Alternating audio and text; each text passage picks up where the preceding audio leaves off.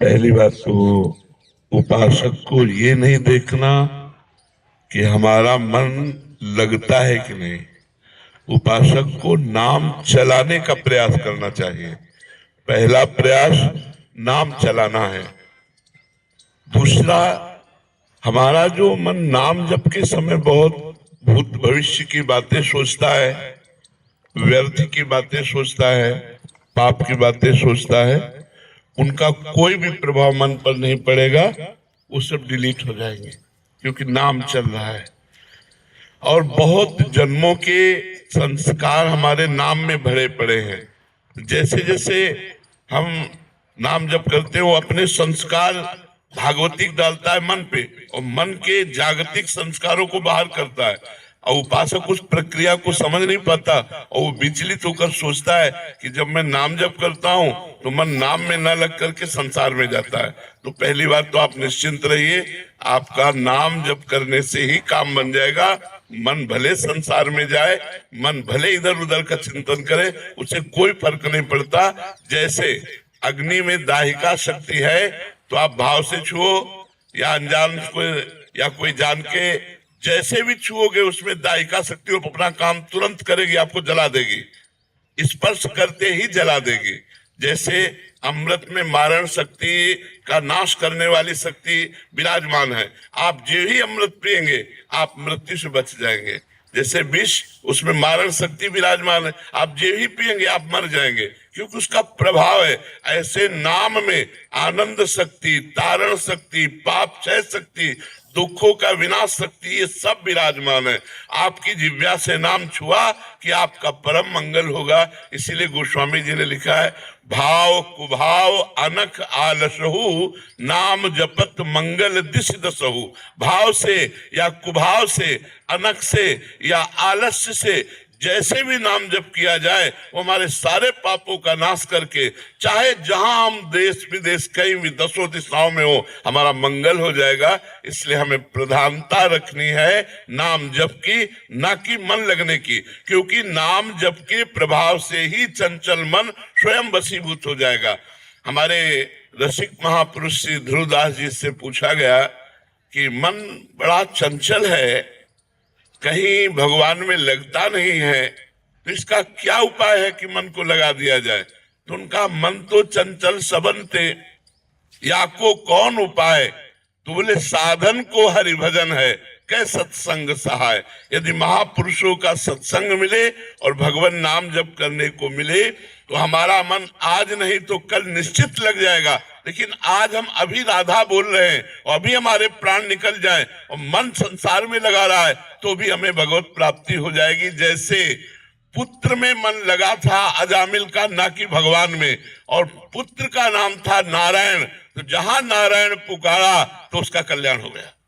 मन उसका पुत्र में लगा था, अपने पुत्र को पुकारा नारायण, लेकिन नारायण नाम भगवान का, तो उसका अंतिम समय काम बन गया। और हम जानबूझ के राधा राधा बोलेंगे तो हमारा मंगल नहीं हो जाएगा। वो तो अपने पुत्र के लिए नारायण बुलाया तो उसका कल्याण हो गया। और हम जानबूझ के राधा राधा, कृष्ण कृष्ण, राम राम, शिव शिव, हरि हरि जपेंगे, हमारा परम मंगल हो जाएगा, मन लगे या न लगे। हम कई बार उदाहरण देते हैं, जैसे हमारा मन कहीं और लगा हो, भोजन पा रहे तो पेट भर जाएगा ना। ऐसा तो नहीं है कि मन नहीं लगा तो हमारा पेट भरा नहीं, हमारा तो पेट भर जाएगा ना। ऐसे ही हम नाम जप कर रहे हैं, मन लगे न लगे, संसार से वैराग्य, भगवान से अनुराग और अपने स्वरूप का बोध, तीनों एक साथ होता चला जाएगा। जब अधिक नाम जप करोगे तो अनुभव में आ जाएगा। इसलिए सबसे प्रार्थना है, पहली बात शराब मत पीजिएगा। अगर इतने लोगों में से कोई भी शराब पीता हो तो आज वृंदावन की पावन भूमि में रज में बैठे हो, शपथ खा लो कि शराब नहीं पिएंगे। वो तुम्हारी बुद्धि को भ्रष्ट करता है, तुम्हारा पैसा व्यर्थ जाता है और तुम्हारे शरीर के अंगों का नाश करता है। कितने लोग शराब पीते हैं इतने में? हाथ उठाओ। बहुत कम लोग। धन्यवाद। हम तो पहला धन्यवाद देते हैं जो नहीं पीते हैं और दूसरा धन्यवाद देते हैं जो पीते हैं। वो हाथ से छोड़ देंगे। पक्का छोड़ दोगे? छोड़ दोगे? हाँ, पहली बात शराब नहीं पीना।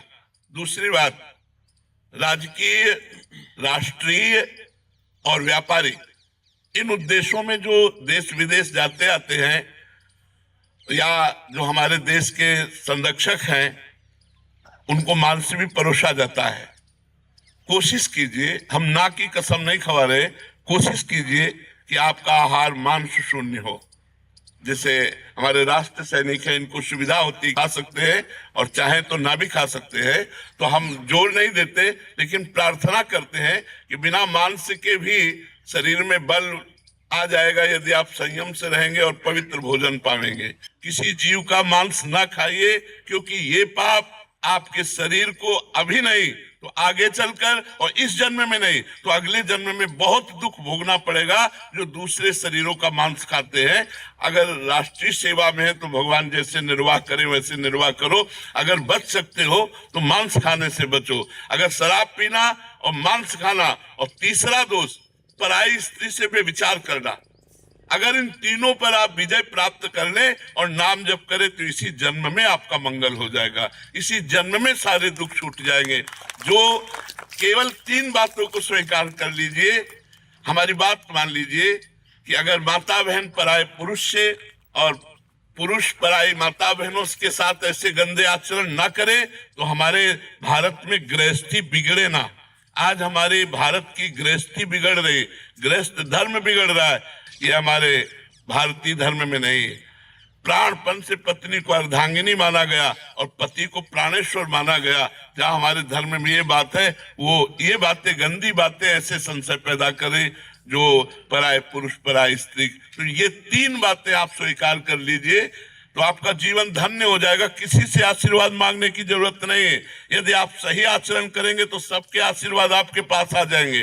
पहला, हम शराब नहीं पिएंगे, दूसरा मांस नहीं खाएंगे, तीसरा पराई स्त्री से संभोग नहीं करेंगे, और कोशिश करेंगे कि अधिक से अधिक नाम जप करें। हमारी प्रार्थना, अगर हमारी ये बात मान लोगे तो आपका निश्चित परिवर्तन हो जाएगा। आप भारी विपत्ति में भी मुस्कुरा कर निकल जाएंगे। इतनी सामर्थ्य आपको भगवान देंगे। श्री राधा वल्लभ लाल की जय।